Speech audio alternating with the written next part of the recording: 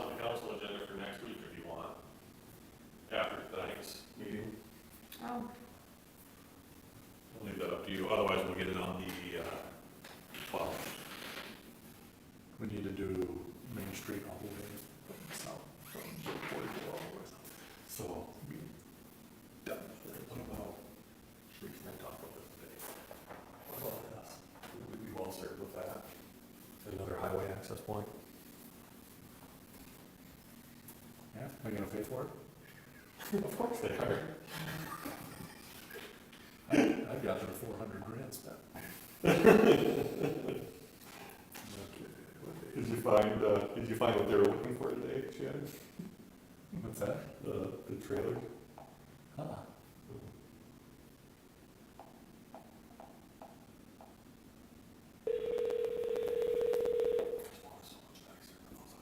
Yeah, those, those are nice. they're worth. Hello. Sam, how are you?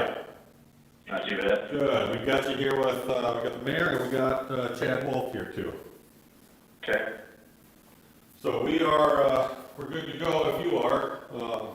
You're the chair, but if you want, well, kind of the show to run from here, I think everybody's fine with that too, so. I can't open that attachment. Oh, you can't? Are you able to open it? Mm-hmm. Are you I can hear Stacy really good, but that's about it. Well, because you're about a foot and a half from my face, Sam, so that's how you hear me.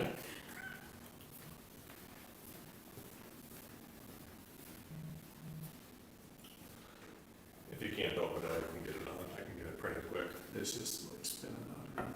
Oh, yeah, I know.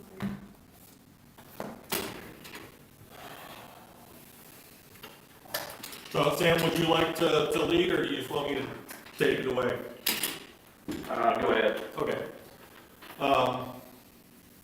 So, this has probably been, you're right, Chad, I can't open it either. Okay, I'm glad it wasn't just me. It won't do anything for me. So this has been, the framework that we're looking at here tonight has been in the making for, or been overdue, I think, for some time. Chad, you can probably speak to this better than anybody, given that the rest of us are newer, but going back to Central Basin 1, South Main Street, Central Basin 2 and 3, there's just been a lack of consistency in how we finance these, right? It's kind of a mishmash, whatever we have available at the time. Correct. And I don't think that's necessarily unusual, but it isn't always helpful. There's just a variety of different ways, and I think there's a lot of confusion and angst among taxpayers about how this all gets paid for, and making sure it's all equitable. I think no matter how you do this, there's always going to be questions of whether it's fair or equitable, or if everybody's being treated equally or whatever. You're going to have that regardless of how you structure this. So with that in mind, you structure it in a way that makes the most sense fiscally. So that's kind of where this document is coming from, that I cannot pull up on Word docs. I'll try to pull it up another way. You want me to print them off for you, Chad? Sure. I can do it. I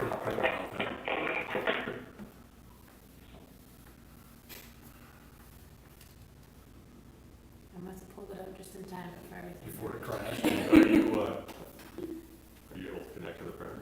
I don't know, I never tried. You might be able to. How would I do that from here? Go to there's a box with an arrow on top, upper right. Yep. Print. Let's see what happens if I hit that. Select printer. Kyocera That's the one. 4053. Yep, Mike Center special. I'll do 2 copies. thank you. The printer needs paper. We did that decision every time, but I don't know why. Only when I do it with my iPad. Oh, so it's just lying to me? Yeah. Okay. Every printer is special in its own way, I think. Oh, now I got it. There.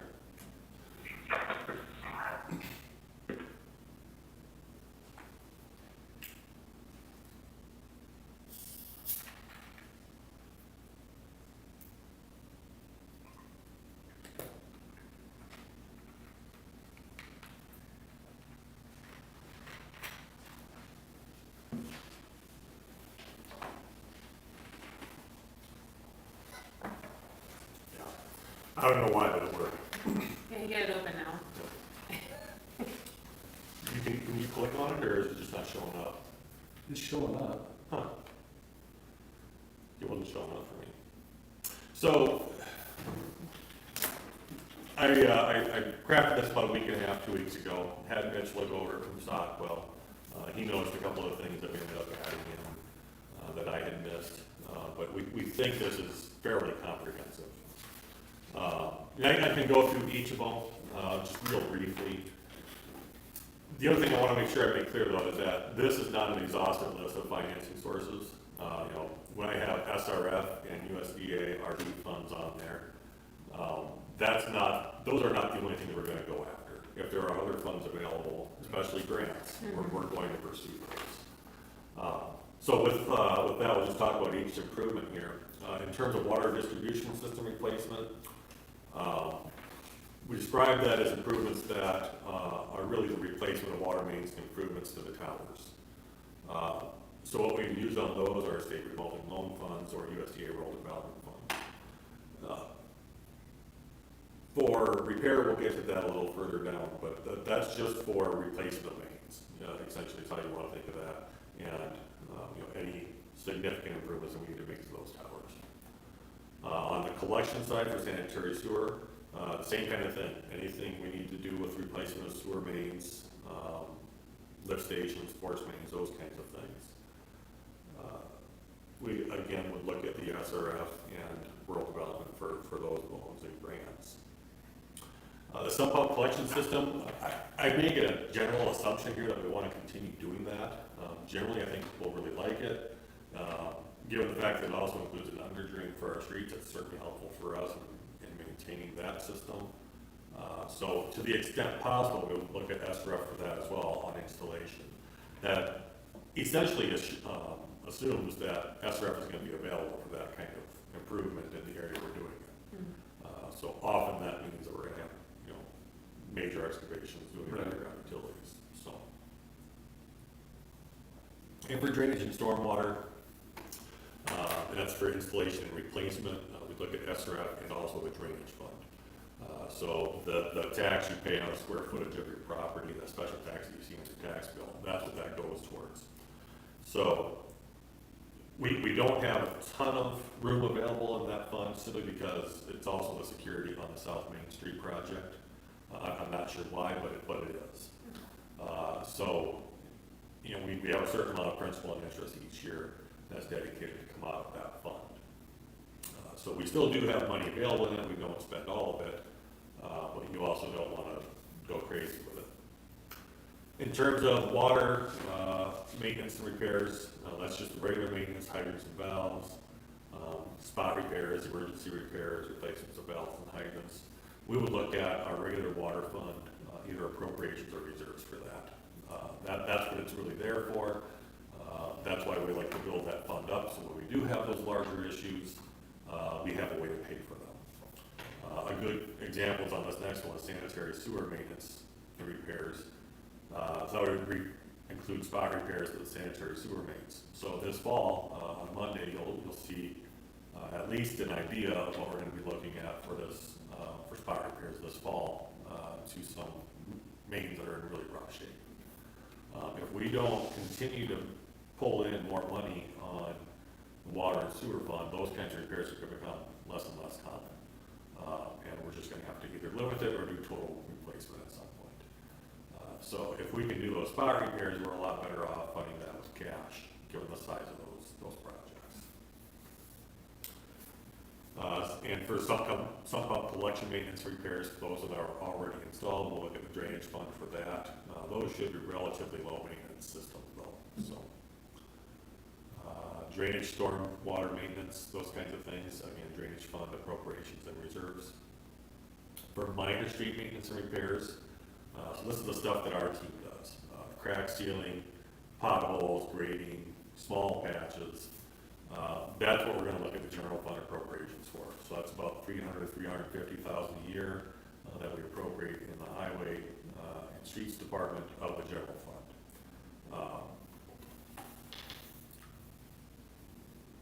Snow removal is also in there. Wages are in there. A bunch of other things are.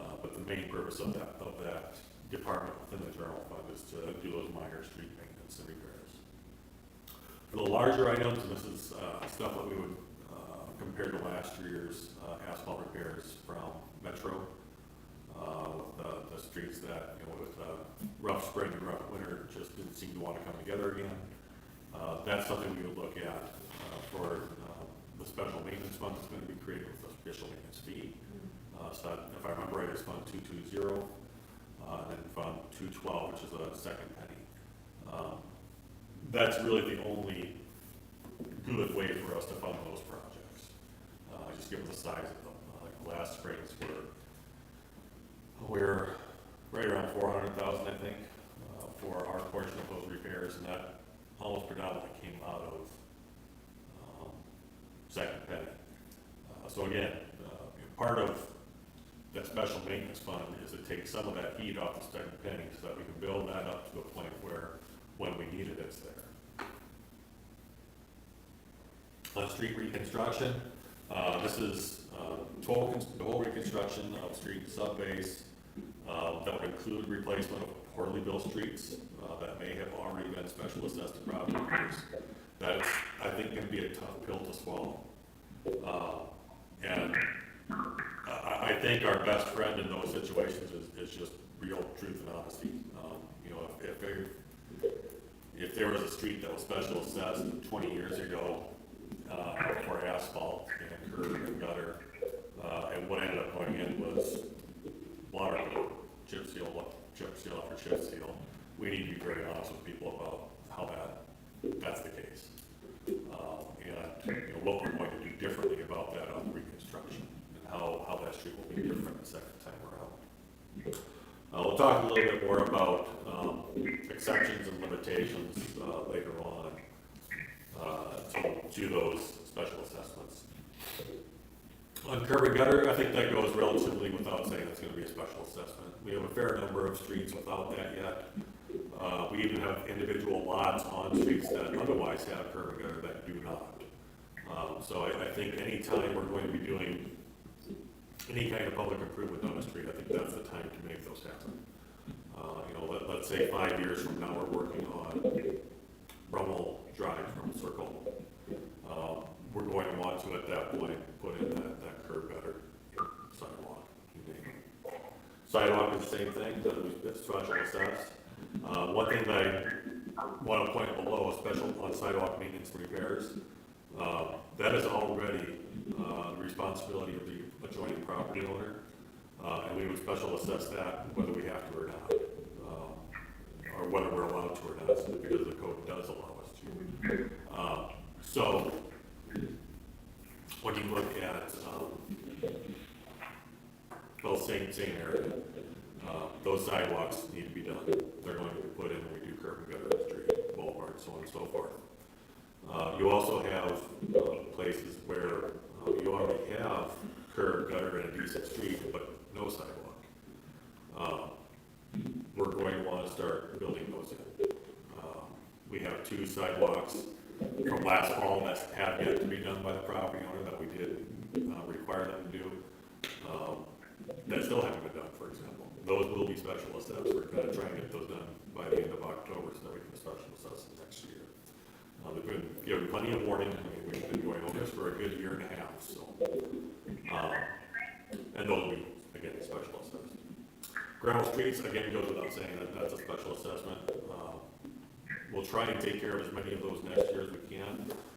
I did request cost estimates for West 4th, South Blaine, and South Ash, so that we can try and get those special assessed as early as next year, and eliminate a good portion of what would need to happen there without having to touch much underground. Next one is primary streets. This is a tougher one because there's a lot of community use of these streets, not just adjoining landowner use or occasional use. These are main streets throughout town. What I've listed here is Boynton, Main, and Elm. I still have some hesitation not including 4th. I think 4th, to some extent, is one of those primary through streets. First doesn't go through all the way. treating these basically as the most popular, most widely used streets in town. And so for those, whether it's replacement, construction, or reconstruction, we're gonna chase after the community access grant. We've already applied for that for Boynton, for example. The economic development grant, which we will pursue when we decide to do North Main. State revolving fund, of course, would be available. Special assessments would be available to some extent, but probably not to the same extent that you would normally see on a street project. And then we would have second penny available for use on those as well. So there's no real clean way to do this without making some exceptions to this.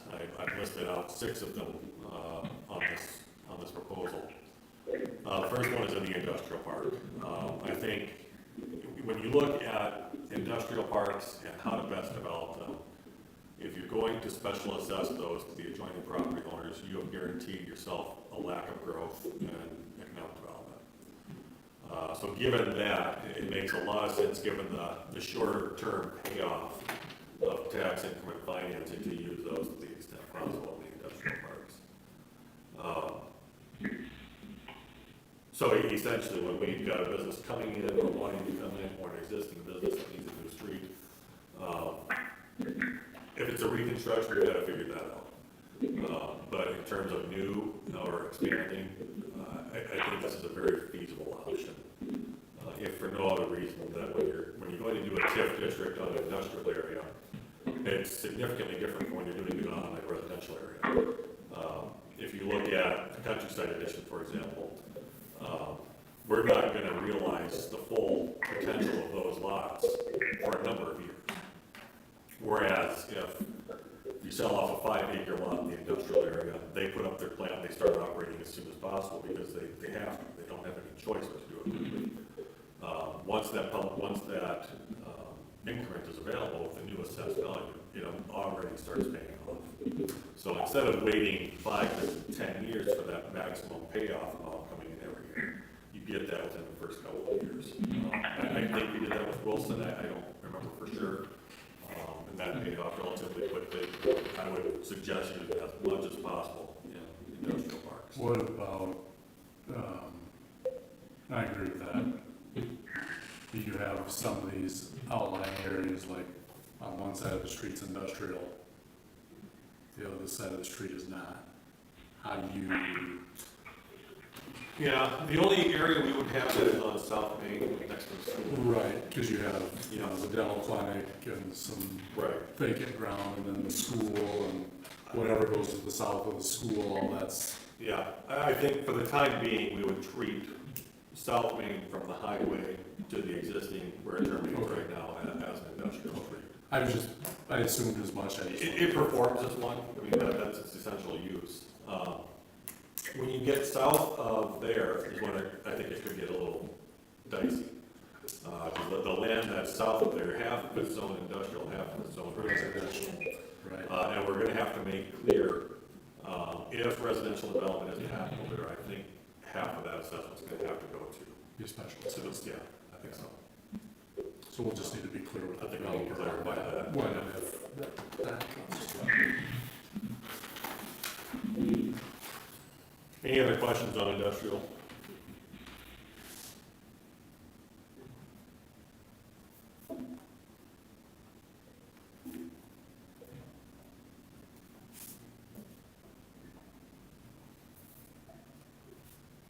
Okay. On corner lots, this does not allow, doesn't grant any allowance on corner lots. Our current ordinance does. So that's something I think that the council simply needs to make a decision on. My recommendation is to not allow corner lots to have any grant or allowance. And my only rationale there is simply because it is a frontage, no other reason. The other thing we need to figure out, that we don't mention this in here, but intersections are something that we need to figure out how we do that.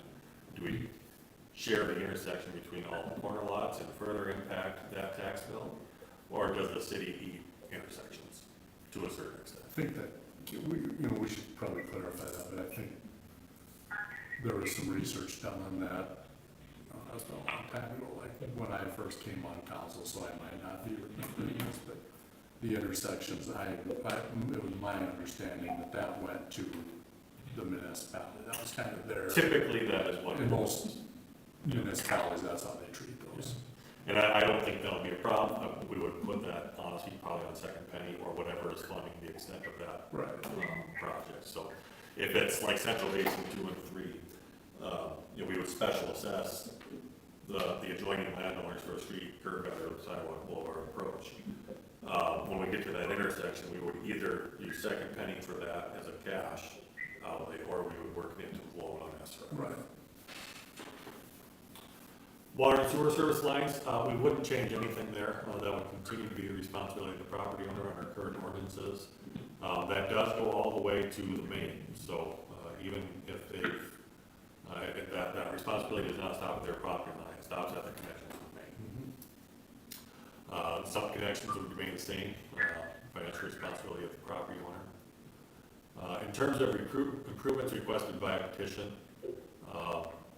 if we have 2 blocks of property owners that have requested a new street, curb, gutter, sidewalk, we're going to special assess the entirety of that cost to those property owners, intersections included. So because it's by request, we'll have to actually make that clear to them when we go in that this is also yours, nobody's paying for this separately. Last one there is no property shall be subject to a special assessment for the same improvement within 15 years of a previous improvement. Our current one says 10. I feel like 10 was probably chosen because that's the payoff period that we give to special assessments. But quite frankly, in my mind, if we're saying that our infrastructure is only going to last 10 years, we can do better. So 15 years in this case would exempt a couple of recent projects that are in pretty decent shape. Cherry Street, Center Street, 6th. Those are the 3 that come to mind. I think those are probably the 2 main ones in the past 15 years, aside from Central Basin and Main Street. So again, I think there's room for figuring out what that time frame should be, and I think I would certainly appreciate input from the public on what that should be. We know that streets should last longer than that. We know that some of ours simply don't, or haven't in the past. That's what we need to acknowledge there. So we put in there our current assessment rates. Those need to be updated annually. Special assessment rates, we'll probably update those in the next month or 2. We do that every year, or try to do that every year, I should say. And I've got a variety of frequently asked questions out there, and I don't expect there to be a ton of additions to that come up tonight, but if there are questions that you're hearing from the public or from businesses or anybody else, I would appreciate hearing those so that I can include those on here as well, because I'm sure I'm not capturing all of them. These are the questions that I would get most frequently at the 3 public houses we held for Lennox 2035, and kind of the follow-up to those. And I think in general, they try to answer for why some of the streets are the way they are, why we financed in some of the ways we have.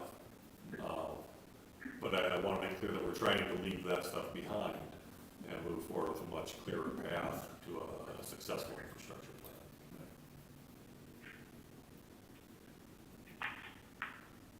Yeah, that's the biggest one, is we didn't do that, past, we can't change what was done in the past, but going forward, we have a clear plan of how it will be handled. I agree. I had somebody in my office later this afternoon, we were just kind of chatting, he lives on Central Basin 3, and we were talking about how nice it is to have that street, the drainage and so on and so forth. And he asked, as a lot of people do, they asked about the chunks of street on my desk. And I make clear to everybody, I don't go up to a street with a hammer and knock that stuff out, I just pick it up. Streets aren't supposed to do that. There's a variety of reasons, but those are really good visual reminders of these are the mistakes we don't want to make again. I really hope that whether I'm here for 4 years or 20 years, whoever comes after me keeps those things on that desk as a reminder of where we don't want to go. It's just, I get why we did it. It was cheaper, it was an option, it was available, and we could do it. long run, it just doesn't help us out, in terms of infrastructure. We certainly experienced that last spring. The roads that did, heave and not go back to the way we really wanted them to be, very obvious mistakes made in the decision-making process on those in terms of quality of construction, subgrade, you name it. We had clay under each one of them. I didn't see gravel anywhere. And that's just a practical reality around town, and it will be for a long time to come until we really get a handle on this. So. Looks good. So there's a lot of room for additions to this yet. I think I've got two things here tonight that I think I need to straighten out first before the council meeting. And I think maybe it does make sense then to do it on the 12th, to try and figure some of this out, give it some time, and talk to a few other people and see how other towns are doing it. Sure. But I think overall, if once we have this approved with or without changes to it, it's going to allow us to start planning in earnest. Until we know where that money can come from and what we have available, it's really difficult to plan for what we want to do in the next 5 to 10 years. So I do have some draft plans out there. Part of that is the special assessments next year in Main Street. But after that, we have to look at North Elm Academy and Third. We have to look at North Elm to Boynton, from First to Boynton. Boynton Avenue after that, assuming that gets funded. Boynton and North Main. Then we got all the east-west and north-south streets, north of railroad tracks. But I really feel that that's probably our next area of emphasis, is on that end of town. In terms of, water and sewer isn't, as far as we know, bad up there. We'll learn more when we get to see the camera results. But when you talk about curb and gutter and sidewalk and storm sewer, we've got a long ways to go north of the railroad tracks. And I think, given that that's, for so many people, the main entry point to Lennox, it would make a lot of sense for us to invest some time and effort in improving the infrastructure to the entrance of town and start branching out from there. For sure. So that's where I'm hoping we go over the next 5 to 10 years. As I tell people frequently, I left my first day of work here and called my wife and said, there's a good 10 years of work to do. That's every bit true today as it was then. And I think it'll probably be true for a long time to come. But to actually get a chance to take a crack at some of this stuff is really exciting. I think we're really focused on, as a group, I feel the council at least is focused on improving infrastructure throughout town and getting us forward to a much better system. There's been a lot of stuff done in the last, I don't know if people realize how many blocks have been done in the last Yeah. 5, 6 years. It's a lot. It is, especially when you look at the map and say, this is all new, this is new, this is new, and this whole area here is new. That's a lot of progress. It really is. The issue is how many years before that there was nothing. Right. It just kind of So- sad. Yeah. And it's just, it's no different than, when you go to the doctor, only when you're sick, and that it's the same approach. If you're going for your regular checkups and so on and so forth, you stay ahead of these problems. And that's where we want to be. Well, this is a good start. And this is something you can show somebody that has a question. Yep. Why am I paying for this? Right, we have it laid out. Yep. It's a good start. And I think, like I said, there's never going to be a perfect way of doing this. No. I met with a resident today that had some questions on the special maintenance fees and about whether it was fair or equitable the way we were doing it. And you really have to acknowledge up front, there is no perfectly fair or equitable way to do any of this. There just isn't. Every property has different circumstances. There are corner lots on the east and west and south sides of town that won't be special assessed on both sides because we don't own the street on both sides. And we have no authority to assess that side. Right. So they may at some point benefit from their street and not pay anything for it. That's outside of our control. Right. And there's just absolutely nothing we can do about that. but for somebody that lives on a corner, a block further into town, that doesn't look fair to them, right? So, and those are just practical realities we're going to have to face and answer with as much honesty and transparency as we can. Well, I kind of, I mean, I live on what would be considered a corner lot, I mean, It's an odd corner. It is, but I made that choice. Right, You know, right. Yes, absolutely. I made the decision to, knowing that there was more sidewalk to scoop and more sidewalk to maintain and whatever else, so, Mhm. yeah, I should have to pay for it.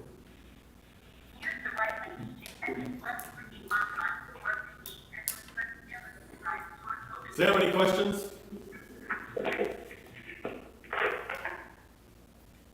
Sam? No. All right.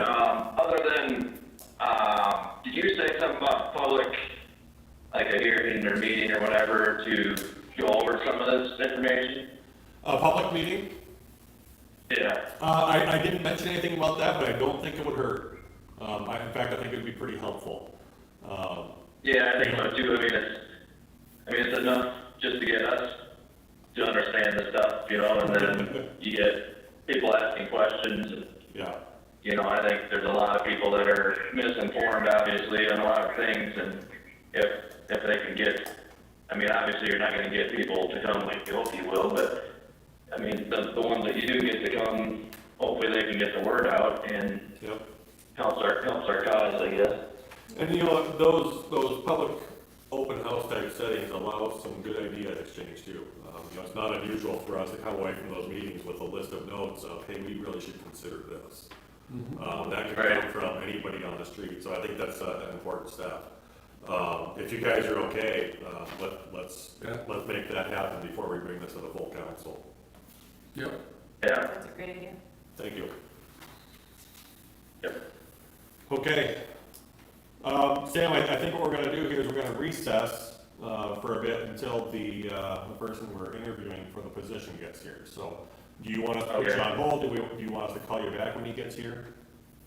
You can call back. Okay. And as chair, I suppose you should probably say that we're in recess too, come to think of it.